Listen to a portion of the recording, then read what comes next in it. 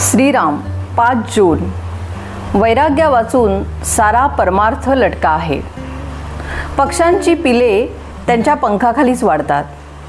त्याचप्रमाणे घरातल्या माणसांना आपण प्रेमाच्या आश्रयामध्ये ठेवावे. आपण त्यांच्यावर प्रेम करतो याची जाणीव ज्याला असेल त्याचे दोष काढलेले त्याला बोचत नाहीत. आईने मुलाला दोष त्याला सांगितले तरी त्याला त्याचे वाईट वाटत नाही. रोग्याच्या अंगातला ताप निघाला की त्याला शक्तीचे औषध लागू पडते, कारण शक्ती येणे हे स्वाभाविक आहे. त्याचप्रमाणे अंतःकरण शुद्ध झाले की परमार्थ सोपा बनतो.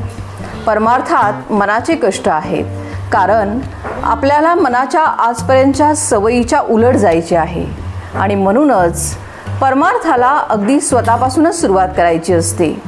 आतमध्ये भगवंताचे अनुसंधान ठेवून बाहेरून वृत्ती आवरण्याचा जो प्रयत्न करील त्याला परमार्थाचा अनुभव फार लवकर येईल. आपण आपले मन भगवंताच्या अनुसंधानामध्ये मोठ्या काळजीपूर्वक ठेवले असताना त्याच्यावर आघात करायला विषय अगदी टपलेलाच असतो.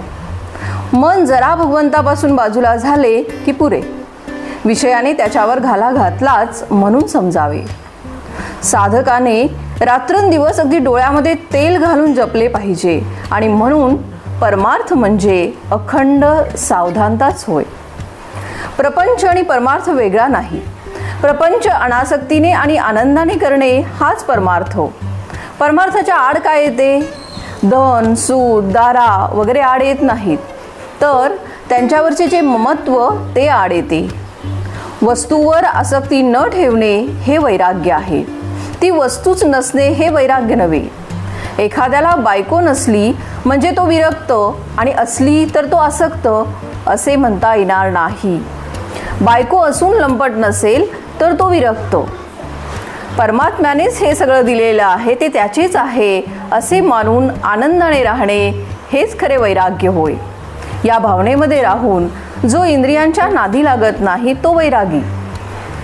वैराग्या वाचून सारा परमार्थ लटका आहे. कोणतीही गोष्ट अभ्यासाने साध्य होत असते. आज खरी भक्ती नाही म्हणून भगवंताचे स्मरण नाही, आणि भगवंताचे स्मरण ठेवण्याचा अभ्यास केल्याशिवाय खरी भक्ती येत नाही. शहाण्या माणसाने उगीच विकल्प न लढविता भगवंताचे स्मरण ठेवायला आरंभ करावा. ज्या ठिकाणी आपल्या ओळखीचे कुणीही नाही, आपले आप्त कुणी नाहीत, जिथे आपल्याला कुणी मान देत नाही अशा ठिकाणी राहून अनुसंधानाचा अभ्यास करावा. जिथे कुणी आपल्या ओळखीचे नाही असे स्थान आपल्या अभ्यासाला फार चांगले असते. आजचे बोधवचन. बाह्यांगाने करावी प्रपंचाची संगती, चित्ती असावा एक रघुपती. श्रीराम.